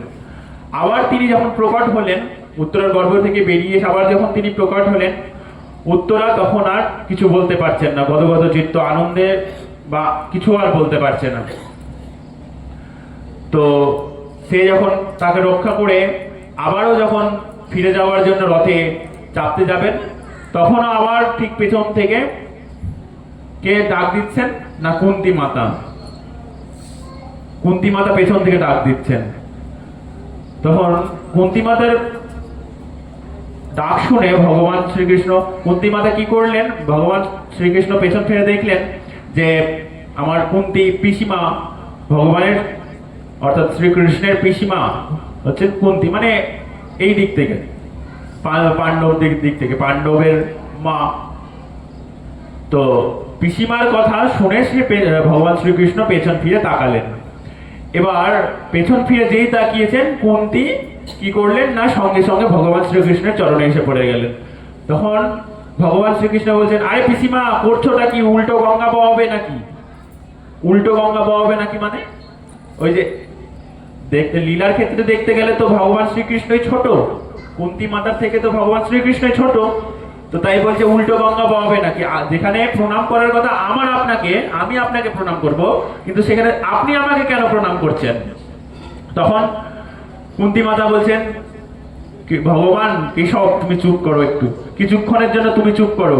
তুমি সব সময় আমাকে এইভাবে পিসিমা পিসিমা ডেকে তোমার যে ভগবত্তা সেটা তো আমার কাছ থেকে লুকিয়ে ফেলো, এবং তুমি যখনই আমার কাছে ভালোবেসে পিসিমা বলে ডাক দাও তখন আমি গলে যাই, আর তোমার মধ্যে ভগবত্তা আমি দর্শন করতে পারি না। আমিও ভাবি যে এটা আমার ভাইয়ের বসুদেবের পুত্র কৃষ্ণ, অর্থাৎ তখন আমার আর ভগবত্তা থাকে না তোমার মধ্যে দর্শন করার মতো। তো বলছে তুমি একটু চুপ থাকো, আমি কিছু বলতে চাই। তখন মাতা কুন্তী ভগবানকে চুপ করিয়ে ভগবানের সামনে হাত জোর করে 26টি শ্লোকের মধ্য দিয়ে ভগবান শ্রীকৃষ্ণের স্তুতি করলেন।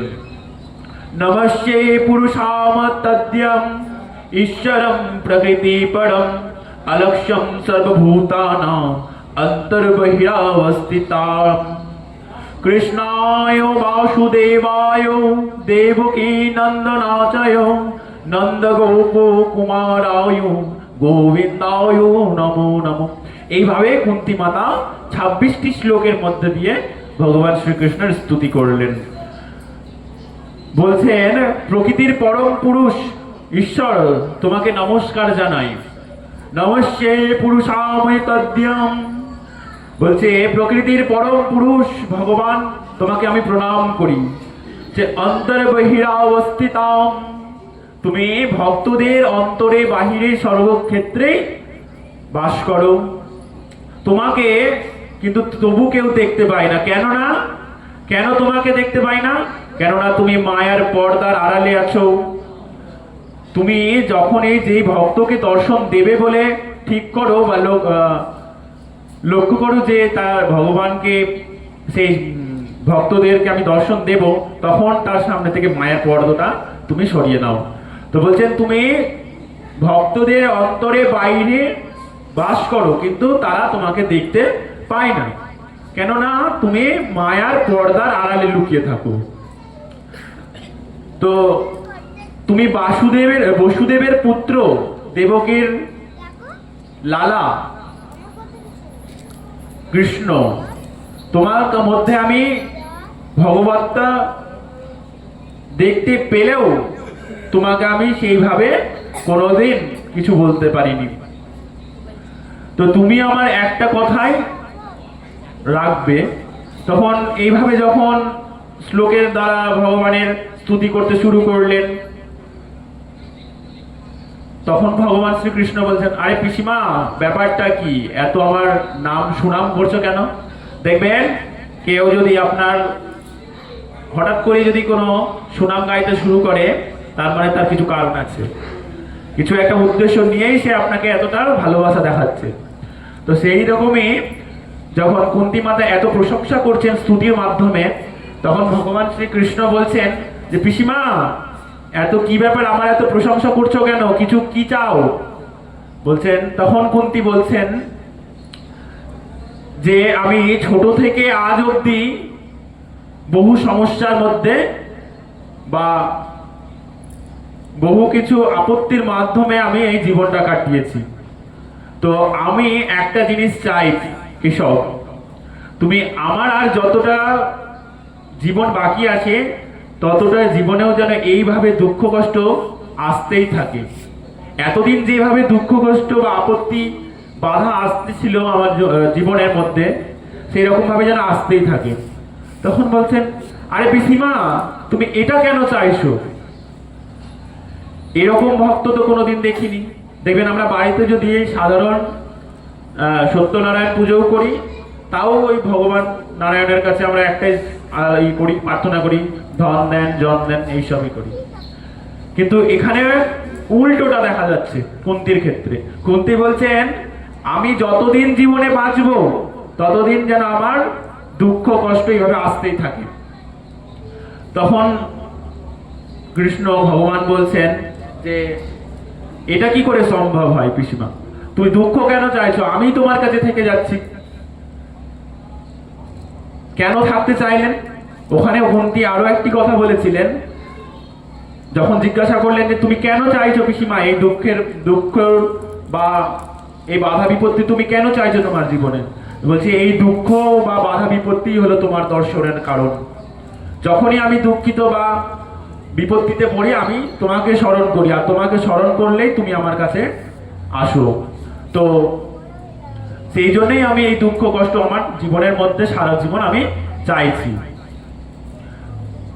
তো তখন ভগবান শ্রীকৃষ্ণ বলছেন, তুমি দুঃখ কষ্ট কেন চাইছো? তুমি আমি তোমার কাছে থেকে যাচ্ছি। তখন ভগবান শ্রীকৃষ্ণ কি করলেন না, দ্বারকাপুরী যাওয়া স্থগিত করলেন, যাওয়া বন্ধ করলেন, কুন্তী মাতার সাথে হাত ধরে তার প্রাসাদে প্রবেশ করলেন। এইদিকে যখন কয়েকদিন কেটে গেল, সেখানে কুন্তী মাতার প্রাসাদে থাকতে থাকতে কয়েকদিন যখন কেটে গেল, তখন একদিন রাতের বেলা যখন সবাই ঘুমাচ্ছে, প্রাসাদে যখন সবাই ঘুমাচ্ছে, তখন ভগবান শ্রীকৃষ্ণ পায়চারি করতে বেরিয়েছেন। বারান্দায় পায়চারি করতে করতে দেখছেন যুধিষ্ঠির মহারাজ বিষণ্ণতা মনে বসে আছেন। তখন ভগবান যুধিষ্ঠির মহারাজকে বলছেন যে তুমি এরকম বিষণ্ণতা মনে বসে কেন আছো? তখন যুধিষ্ঠির মহারাজ বলছেন যে দেখো, আমরা আজ জয়ী, মহাভারতের যুদ্ধ করে আজ আমরা জয়ী, কিন্তু যুদ্ধটা করলাম কার সাথে? আমাদের আত্মীয় স্বজন, আমাদের পরিচিত লোকেদের সাথেই তো। দেখো, যুদ্ধ করে জিতে অনেকে উৎসব করে, তার আত্মীয় স্বজন বন্ধু বান্ধবদের ডেকে উৎসব করে। আমি উৎসবটা করবো কার সাথে? আমি তো আমার আত্মীয় স্বজন বন্ধু বান্ধবদের সাথেই যুদ্ধ করেছি, তাদেরকেই তো আমি হত্যা করেছি। আমি উৎসবটা করবো কার সাথে? যাদেরকে নিয়ে উৎসব করার কথা আমি তাদেরকেই হত্যা করেছি।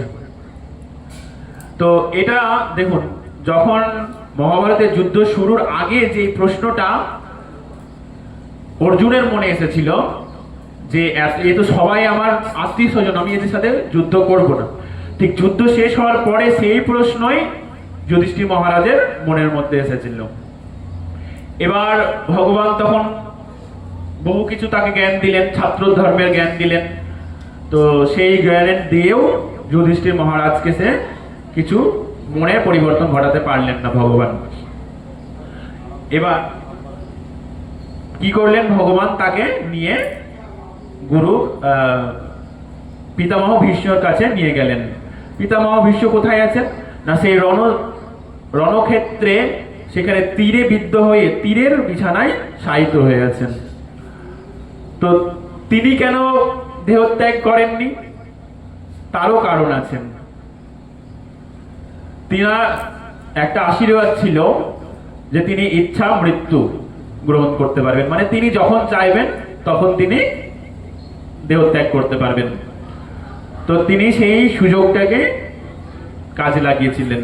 তো ভগবান পঞ্চপাণ্ডবকে নিয়ে যখন পিতামহ ভীষ্মর কাছে গিয়ে দাঁড়ালেন, তখন পঞ্চপাণ্ডব পিতামহ ভীষ্মকে প্রণাম করলেন এবং পিতামহ ভীষ্ম তাদের আশীর্বাদ করলেন হাত তুলে। এর মধ্যেই যখন পঞ্চপাণ্ডবের মধ্যে যখন দেখছেন পিতামহ ভীষ্ম যে ভগবান শ্রীকৃষ্ণ দাঁড়িয়ে আছেন, তখন পিতামহ ভীষ্ম শ্রীকৃষ্ণকে একটা অনুরোধ করলেন হে গোবিন্দ, তুমি যখন এসেছো আমার কাছে তখন তুমি আমার একটা কথা রাখবে। বলছেন পিতামহ ভীষ্মকে বলছেন বলুন। তখন বলছেন যে আমি যতক্ষণ না এই প্রাণ ত্যাগ করছি ততক্ষণ তুমি আমার সামনে দাঁড়িয়ে থাকবে। এই কথা শুনে তো ভগবান শ্রীকৃষ্ণ চিন্তায় পড়ে গেলেন, আরে মরতে কে চাই ভাই, এ তো যতদিন কি মরবে না ততদিন কি আমি এখানে দাঁড়িয়ে থাকবো এইভাবে? মরতে কিন্তু কেউ চায় না। আমরা হয়তো ভুলে হয়তো মুখে একবার বলে ফেলি যে আরে মরণ কেন আসে না, কিন্তু মরতে কিন্তু কেউ চায় না। একজন 90 বয়সী বুড়ি সংসারে থাকতে থাকতে বিরক্ত হয়ে গেছে, বউয়ের গালিগালাজ শুনতে শুনতে বিরক্ত, যে বউয়ে বলে যে শুধু সারাদিন খায়, কোনো কাজ টাজ করে না, এই শুনে শুনে বুড়ির বিরক্ত। তো বুড়ি একদিন জোশে পড়ে বাড়ির সমস্ত বাড়িঘর পরিষ্কার করে একটা টুকরিতে ওই ধুলো নোংরা সব উঠিয়েছে, সেটা আর তুলতে পারছে না। যে দুঃখে বলছেন, আরে আমার তো যমরাজেও শোনে না, আমার সব যারা আমাদের সমবয়সী ছিল তারা তো সবাই চলে গেল, আমাকে তো আমার কথা তো যমরাজেও শোনে না। আর পাশ দিয়ে যাচ্ছিল যমরাজ, সেই কথা শুনে ফেলেছে যমরাজ। এবার যমরাজ সেখানে যমরাজের বাহন হচ্ছে মোষ, সে মোষের পিঠে চড়ে সামনে এসে গেছেন।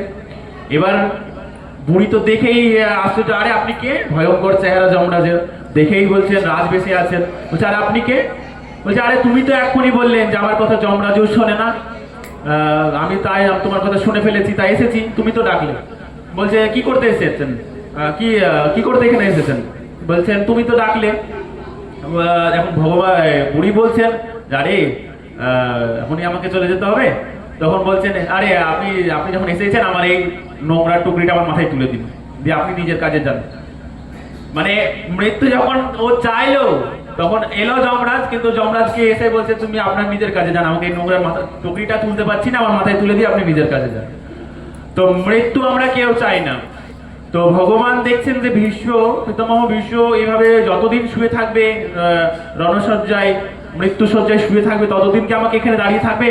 ভগবানের মন বা মুখ চুপসে গেল।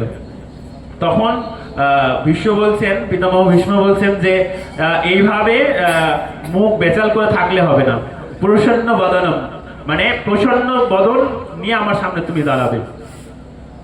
তখন ভগবানের কাছে ভীষ্মদেব অনেক স্তুতি করলেন, এবং স্তুতির মধ্যে একটা স্তুতি করার সময় নেই, তো প্রথমটাই আমি একটা শ্লোক বলছি। ইতিমতি রূপকল্পিতা বিতৃষ্ণা ভগবতী শাশ্বত পুঙ্গবে বিভূম্নি সম্মুখমুপগতে ক্বচিদ হর্তুম প্রকৃতমুপেয়ুষু ইয়ৎ ভবক্তবাহ। মানে এখানে বিশ্বদেব ইতি দিয়ে শুরু করলেন। আমরা সমস্ত কিছুতেই দেখি ইতি সব শেষে থাকে, কিন্তু বিশ্বদেব এখানে প্রথমেই ইতি দিয়ে শুরু করলেন। কেন? বিশ্বদেব বোঝাতে চাইলেন যে এই জীবনের আমার ইতি, মানে আমি এই জীবনটা পরিত্যাগ করছি, এখানে আমার ইতি। আমার এই আজকের যে স্তুতি সেখানেই আমার ইতি, মানে আমার আর মুখ দিয়ে কোনো বচন বেরোবে না, সেটার ইতি। আর মেন একটা কথা কি না, যে ভগবানের বদন দর্শন করে যে এই জগতে আর জন্ম মৃত্যুর যে চাকা, সেই গতিতে আর ধরাধামে আসতে হবে না, সেটারও ইতি। মানে এই মৃত্যু ঘটলে তিনি ভগবানকে প্রাপ্তি করবেন, সেই জন্য তিনি বলছেন ইতি। তো ইতি দিয়ে তিনি শুরু করে 11টা শ্লোকের মাধ্যমে তিনি স্তুতি করেছিলেন ভগবানের। তো স্তুতি করার পরে ভগবানকে বলছেন যে ভগবান আমি তো চলে যাব, তো আমার পুত্রীর কন্যাটা আমি সম্প্রদান করে যেতে চাই। তো সবাই তো আশ্চর্য, আরে নিজেই বিয়ে করেনি তো তার পুত্রের আবার কাকে সম্প্রদান করবে? তখন বলছেন যে তোমার মেয়ের নাম কি? ভগবান শ্রীকৃষ্ণ বলছে তোমার মেয়ের নাম কি, কি তার গুণ? তো বলছে আমার মেয়ের নাম মতি। মতি মানে কি? তার বুদ্ধি। ভীষ্মদেবের বুদ্ধিটাই তিনি বলছেন তার কন্যা। তো বলছেন যে আমার মেয়ের নাম মতি। তো ভগবান শ্রীকৃষ্ণ বলছে তোমার মেয়ের কি গুণ আছে? তো বলছে বিতৃষ্ণা, ওই যে বলছে ইতিমতি রূপকল্পিতা বিতৃষ্ণা, মানে আমার কন্যার কোনো তৃষ্ণা নেই, কোনো চাওয়া পাওয়া নেই। তো বলছে আমার এইরকম সদ্গুণা কন্যার আমি হাতটি সম্প্রদান করে দিতে চাই, আর আমি আপনাকেই সম্প্রদান করতে চাই, আমার কন্যার হাত আপনার হাতেই তুলে দিতে চাই। আমি আপনাকে ছাড়া কাউকে আমার এরকম কন্যার যোগ্য স্বামী দেখছি না। তখন এই কথা স্তুতি বলতে বলতে তার মনকে চিত্তকে ভগবানের শ্রী পাদ পদ্মে সমর্পণ করে বিশ্বদেব স্বর্গলোকে বা ভগবানের ধামে, স্বর্গলোকে না ভগবানের ধামে তিনি গমন করলেন। এদিকে এবার সৌনক জি প্রশ্ন করছেন, সুত গোস্বামীকে বলছিলেন যে প্রশ্ন করেছিলেন। তো সুত গোস্বামী এই কথা বলতে বলতে বলতে বলতে অন্য কথায় ঢুকে গেছেন, এই মহাভারতের কথায় ঢুকে গেছেন। তো ওই সেখানে বিশ্বদেব যখন তার ভগবানের শ্রী ধামে গমন করলেন, তখন ভগবান কি করলেন না, সমস্ত কিছু কাজ মিটিয়ে তিনি এবারে দ্বারকাপুরীতে গমন করলেন। তো সুত গোস্বামী, সৌনক বলছেন সুত গোস্বামীকে, আরে সুত গোস্বামী পাদ, আপনি তো, আপনাকে আমি জিজ্ঞাসা করেছিলাম পরীক্ষিত মহারাজের কথা, তো পরীক্ষিত মহারাজের কথা না বলে আপনি অন্য কথায় প্রবেশ করে গিয়ে আপনি দ্বারকায় পৌঁছে গেলেন। তো ভগবানের ভক্ত এইরকমই হয়, ভগবানের কোন লীলা কোথায় গিয়ে শেষ হয় তার কিন্তু ঠিক থাকে না। তো সৌনক মুনি প্রশ্ন বলছেন যে তো আপনাকে আমি জিজ্ঞাসা করলাম পরীক্ষিত মহারাজকে কেন শোনানো হলো ভাগবত, তা আপনি আমাকে এই মহাভারতের কথা শুনিয়ে দিলেন।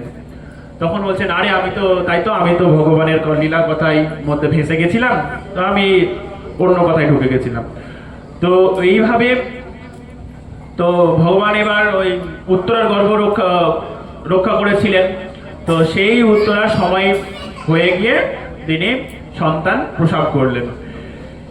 এবার প্রসব করার পরে তার নাম হলো বিষ্ণুরাত। কেন বিষ্ণুরাত নাম হলো না, গর্ভের মধ্যে ভগবান প্রবেশ করে তাকে রক্ষা করেছিলেন, তার জন্য তার নাম হয়েছিল বিষ্ণুরাত, রক্ষা বিষ্ণুর দ্বারা রক্ষিত হয়েছিল, তার জন্য বিষ্ণুরাত। আর আমরা দেখি সুখদেব গোস্বামী পাদ 12 বছর তার মায়ের গর্ভে ছিলেন। তিনি কিন্তু ভগবানের আশীর্বাদ পেয়ে বা কৃপা পেয়ে তিনি প্রকট হয়েছিলেন বা এই ধরাধামে এসেছিলেন। কে না, সুখদেব গোস্বামী পাদ।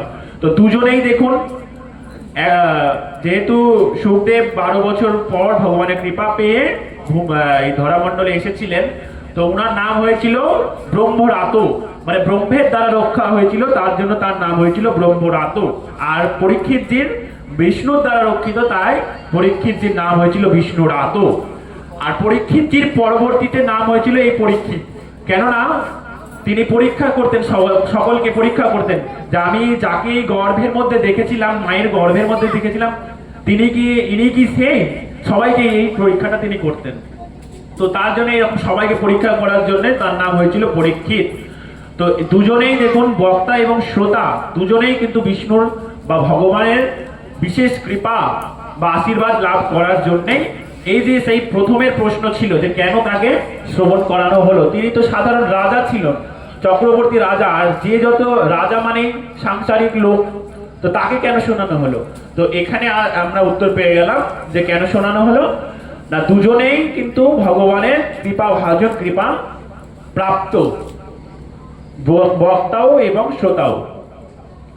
তো যাই হোক, সময়ের কালে পরীক্ষিত বড় হলেন এবং পরবর্তীতে ভগবান শ্রীকৃষ্ণ আবারও এখানে ফিরে এসে অর্জুনকে নিয়ে তার দ্বারকাপুরীতে গেছিলেন দ্বারকা দর্শন করানোর জন্য।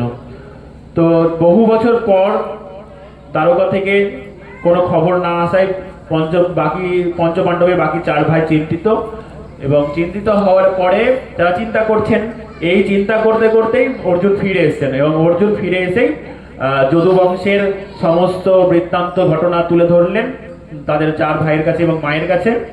তুলে ধরার পর ভগবান শ্রীকৃষ্ণের স্বধামে গমন করার কথা যখন শোনালেন, সেই কথা শ্রবণ করে কুন্তী মাতা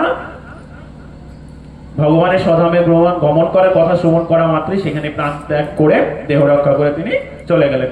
এবং পঞ্চপাণ্ডব তাদের পৌত্র অর্থাৎ নাতিকে পরীক্ষিতকে সমস্ত রাজ্যের দায়ভার তার হাতে তুলে দিয়ে তারাও দ্রৌপদীকে সঙ্গে নিয়ে হিমালয়ের দিকে এগোতে এগোতে স্বর্গারোহণ পথ প্রাপ্ত করে স্বর্গে গমন করলেন।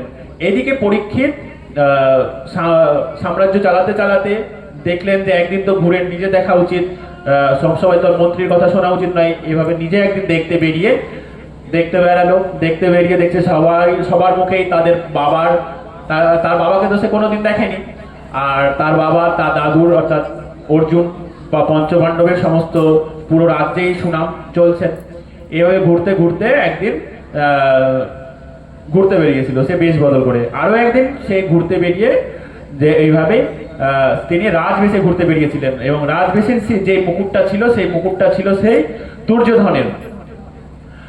তো সেই মুকুট পরে বা রাজবেশে তিনি বেরিয়েছিলেন, এবং রাজবেশে বেরিয়ে যাওয়া তার রাজ্য দর্শনে বেরিয়ে তার ঘুরতে ঘুরতে তৃষ্ণা পেয়েছিল, এবং সেই তৃষ্ণা পাওয়ার কারণে সে ঘুরতে ঘুরতে দেখে জঙ্গলের মধ্যে এক আশ্রম, সেটা ছিল সৌমিক মনির আশ্রম। সেই সৌমিক মনির আশ্রমে গিয়ে তখন অনেক ডাকাডাকি করে, ডাকাডাকি সত্ত্বেও কেউ সাড়া দেয় না, এবং সৌমিক মনি সেখানে বসে তপস্যা করছিলেন, ধ্যানের মধ্যে ছিলেন বা যোগের মধ্যে ছিলেন। তাকে ডাকার সত্ত্বেও তিনি কোনো উত্তর দেননি। তো উত্তর না দেওয়ার কারণে পরীক্ষিত রাগে পাশে ছিল একটা মরা সাপ, সেই মরা সাপটা তুলে সেই সৌমিক মনির গলায় জড়িয়ে দিয়েছিলেন। এবার সেই সাপটি জড়িয়ে দেওয়ার ঘটনাটি একটি বালক পাশ থেকে দেখে ফেলার পরে সেই বালকটি তার সৌমিক মনির ছেলে পাশে এক নদীর তীরে খেলা করছিলেন। সেখানে খেলা করছিল, যে বালকটি গিয়ে তার পুত্রকে সেই ঘটনাটি বলে যে আপনার পিতার গলায় একজন মরা সাপ জড়িয়ে দিয়ে যায়। তো সেই ঘটনাটা শুনে সৌমিক মনির পুত্র সঙ্গে সঙ্গে সেই নদীর জল হাতে নিয়ে সেই পরীক্ষিত মহারাজকে অভিশাপ দিয়ে ফেললেন যে এরে মূর্খ, তুই তোর বংশের সকলেই এত প্রশংসনীয় ব্যক্তি ছিল, আর তুই সেই বংশে জন্মগ্রহণ করলে কুলাঙ্গারের মতো এরকম ঘৃণ্য কাজ করলি।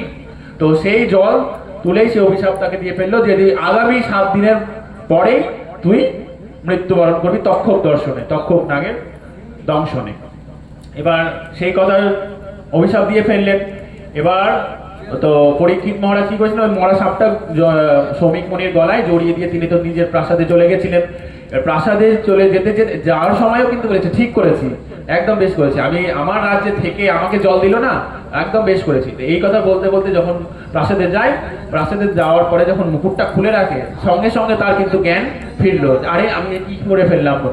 যারা যে ঋষি মনের কারণে এই সংসার টিকে আছে, যাদের সাধনার বলে এই সংসার টিকে আছে, আমি তাদেরকে অপমান করে ফেললাম। এটা কেন ঘটলো? কেননা বিষয়ী জিনিস বা বিষয়ীর সঙ্গ করলে কিন্তু মনটাও সেই রকম বিষয় হয়ে যায়। ওই যে আমি বললাম মুকুটটা ছিল দুর্যোধনের, সে বিষয়ী ব্যক্তির, সেই বিষয়ী ব্যক্তির জিনিস ব্যবহার করার জন্য পরীক্ষিত মহারাজের মনোবৃত্তিটা এইরকম হয়ে গেছিল। তিনি ওই সৌমিক মনির গলায় মরা সাপটি জড়িয়ে দিয়েছিলেন। তো যেই মুকুটটা খুলে রেখেছেন সেই তার হুঁশ ফিরে এসেছে, যারা আমি কি করে ফেললাম মুকুটটা, ওই যে বিষয়ী লোকের মুকুটটা খুলে রেখেছেন, খুলে রাখার সঙ্গে সঙ্গে তার হুঁশটা ফিরল। তো তখন থেকে তার অনুতপ্ত যে আমি কি করে ফেললাম।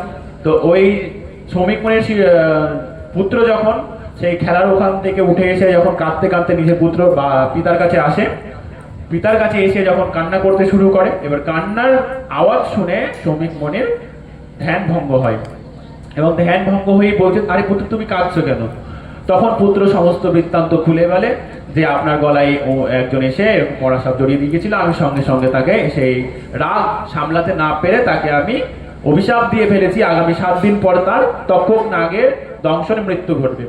এই কথা শুনেও তো সৌমিক মুনির ভেঙে পড়লেন, যারে এর মতন রাজা পরীক্ষিতের মতন রাজা আমরা আর কোনোদিন পাবো না, একে হারালে ইনার মতন রাজা আর আমরা কোনোদিন পাবো না, ইনার কৃপাতেই আমরা এই রাজ্যে এত ভালোভাবে ভজন করতে পারি। তো উনার তুমি এইভাবে এটা ভুল করেছো পুত্রকে বললো। তো তখন কি পুত্রের ভুলটা তো ব্রাহ্মণের বাক্য তার ফেরানো যায় না। তখন কি করলেন না, তার এক অন্তরঙ্গ শিষ্যকে দিয়ে পরীক্ষিত মহারাজের কাছে খবর পাঠালেন যে আগামী 7 দিনের মধ্যে তোমার তক্ষক নাগে দংশনে মৃত্যু ঘটবে। তখন এই কথা দেখুন, রাজার কতটা মনোবৃত্তিটা ভালো। রাজা কিন্তু তখন তাকে তো বলতে পারতো যে আমার রাজ্যে বাস করে আমাকে এই অভিশাপ, তো এটা তাকে তো জেলে ভরতে পারে, তার কারাগারে বন্দি করে রাখতে পারতো, বা তাকে হত্যা করতে পারতো সেই শ্রমিক মণিকে বা তার পুত্রকে। তো তিনি এতটাই ধর্মপরায়ণ রাজা ছিলেন যে তিনি নিজের দোষটা দেখলেন, তাদের দোষটা দেখলেন না। তিনি নিজের দোষটা দেখে বললেন, আরে আমি তো ঠিকই, আমি যে অপরাধ করেছি তাতে ইনি তো আমাকে কৃপা করে 7 দিন সময় দিয়েছেন, কিন্তু আমি যত বড় অপরাধ করেছি এই অপরাধের কোনো ক্ষমা নয়, আমি সঙ্গে সঙ্গে আমার মৃত্যু ঘটা উচিত ছিল, যত বড় আমি অপরাধ করেছি। এইভাবে মনের গ্লানিতে ভেঙে পড়েছিলেন। ভেঙে পড়ার পরেও তিনি ইন্দ্রপ্রস্থ মানে দিল্লি, এখন যেটা দিল্লি সেটা ছিল ইন্দ্রপ্রস্থ মানে পঞ্চপাণ্ডবের যেটা রাজ্য ইন্দ্রপ্রস্থ, সেই ইন্দ্রপ্রস্থ থেকে সেখান থেকে গঙ্গার ধারে এসে আসেন। সেখানে বহু মুনি সাধুদের জিজ্ঞাসা করেন যে এর উপায় কি করা যায়। উপায় বলতে কি, 7 দিন তো অভিশাপ দিয়েই ফেলেছেন, তো আসন্ন প্রায় মৃত্যু ব্যক্তির কি করা উচিত, এই প্রশ্ন সকলকে জিজ্ঞাসা করে, কেউ তার উত্তর দিতে পারেন না। এবং স্বয়ং শুকদেব গোস্বামী পাদ সেখানেই প্রকট হয়ে তাকে কৃপা করলেন, এবং তাকে দর্শন করা মাত্রই পরীক্ষিত যে তার বহু স্তুতি বন্দনা করলেন, এবং তাকে প্রশ্ন করলেন যে হে মুনিবর, একমাত্র আপনিই পারেন আমার এই সংশয় দূর করতে, আপনি বলুন আমাকে যে আসন্ন মৃত্যু ব্যক্তির কি করা উচিত, আগামী 7 দিনের মধ্যে যার মৃত্যু তার কি করা উচিত। দেখুন, এখানে আমরা শুধু পরীক্ষিত মহারাজের ক্ষেত্রে না, আমাদেরও কিন্তু আগামী 7 দিনের মধ্যেই মৃত্যু ঘটবে। রবি, সোম, মঙ্গল, বুধ, বৃহস্পতি, শুক্র, শনি, এই 7টা দিনের মধ্যেই আমাদের মৃত্যুবরণ করতে হবে। তো আমাদেরও পরীক্ষিত জি মহারাজের মতন কিন্তু প্রস্তুত থাকা দরকার। তো সুখদেব গোস্বামী পাদকে প্রশ্ন করলেন যে আগামী 7 দিনের মধ্যে মৃত্যু ব্যক্তির কি করা উচিত। তখন সুখদেব গোস্বামী পাদ তার পরীক্ষিত মহারাজের উপর কৃপা বর্ষণ করে এই আমাদের সমস্ত যে 18,000 শ্লোকের মধ্যে যে ব্যাখ্যা করা হয়েছে যে ভাগবত, সেই ভাগবত তাকে 7 দিনের মধ্যে শ্রবণ করালেন, এবং 7 দিন পর পরীক্ষিত মহারাজের তক্ষক দংশনে মৃত্যু ঘটল, এবং তিনি সঙ্গে সঙ্গে ভগবানের ধাম প্রাপ্ত করলেন। তো আজকের মতন ভাগবতী কথা এখানেই আমি বিশ্রাম দিচ্ছি। আগামীতে যদি গুরু মহারাজের কৃপাতে কোনোদিন সুযোগ হয়, তা আমরাও আবারও এই ভাগবতী কথা শ্রবণ করবো শ্রী শ্রী সুখদেবের গোস্বামী পাদের শ্রী মুখে। তো নিতাই গৌর হরি।